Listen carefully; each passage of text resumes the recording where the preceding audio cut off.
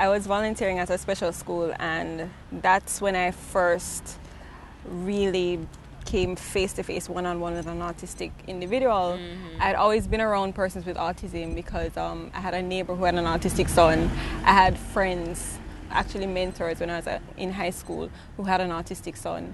So I always kind of knew a little bit about it, but I never knew exactly what it was. And I was coming up to my final year at Carmack, and I decided to do a documentary for my final project. And I said, you know what, let me find out more about autism.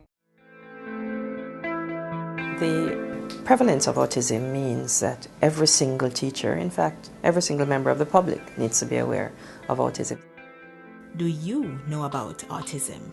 I don't know what is autism. What is autism? I don't know. I just don't know. I don't know what it is, sir. So I would like you to tell me.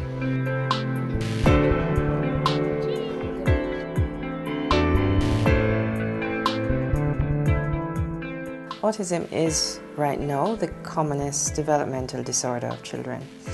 It's a disorder that affects children's communication, their social interaction with others, and their behavior. Autism is real, and it is something that can become a major burden in the near future if society doesn't find creative ways to mitigate its effects. So the struggle is worldwide. There's nowhere I find that's easier. It really hits all economic boundaries, and I don't care how much money you have in the bank, you get this diagnosis and it becomes a challenge. What we have in place now, we didn't have then, and if I sat down then and thought about Joshua's future, I think I would have caved in then. But you know, someone told me just take it day by day, and it has worked. You know. At the end of the day, you love your child. If you're going to hold the view that the child has to achieve a certain view to get love, then unfortunately that's not a real type of love. The hope is that one day we will see the complete picture so that all affected by this disorder will have a fair chance to achieve their full potential. Living with autism. Well, let's just say that when I left Carmack, I knew I wanted to be a documentary filmmaker. I had no experience, I had no money, I had nothing like that. I just knew that I had a good product, you know, based on my grades and persons. They were very encouraging. I actually worked at Carmack afterwards based on some of the work I did there.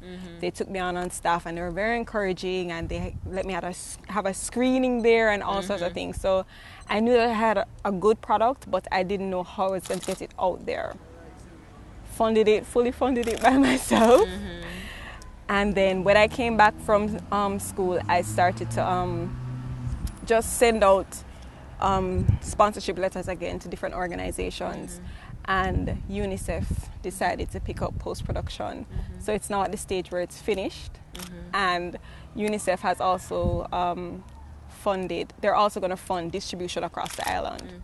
The name of the documentary, Puzzled, funny enough, everybody's using that word now, but puzzled because autism, a lot of it is defined, but a lot of it is still enigmatic. A lot of it is still unknown.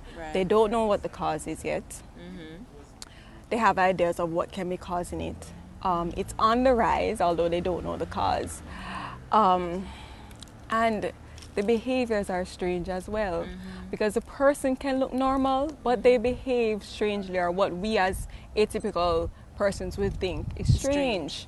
So I decided to do Puzzled, Living with Autism, because there are so many parts of the puzzle that are together, but you know, It's just not fitting. yeah, it's not fitting. A lot of people who have autism who have thrived, like Temple Grandin, or even they said that Einstein was on the autism spectrum, there was still those idiosyncrasies, or there was still some part of it that they can't really fit into society as it is. So there's always that missing piece of the puzzle. My goal in all the documentaries that I will do from here on out is to make it be a very personal experience. I want to take the viewer into the lives of the persons who are being documented. So unlike any other production that's out there now on autism, you get a glimpse of what it's like to live with an autistic person, what the parents go through, the kind of feelings that they have when they go into a supermarket and they see people looking at their children or pointing at their children. So I hope that it will create such an awareness, because in Jamaica there are a lot of things that we don't understand, and we group it under this big umbrella of the person is mad, or them unruly, or them indisciplined, or them just need 2 bucks, or them need to be prayed for. And there are certain things that we have to come to understand, that it's much deeper than that. You cannot just be on the surface about certain issues all the time. And I want to bring our attention to issues that are never really explored. We talk about the big issues, which are important, but there are other issues in society. Autism is the greatest developmental disorder in Jamaica. In the States, they said it's above AIDS and all sorts of diseases. If you put them together, autism is number one. The amount of people who are diagnosed with autism is more than the children diagnosed with AIDS, juvenile diabetes, all of those things. It's a serious issue, and if we don't deal with some of these issues, we're going to have problems. All the money that we're trying to save and get and everything, we're going to have to use some of it to deal with these people down the road if we don't mitigate it from now.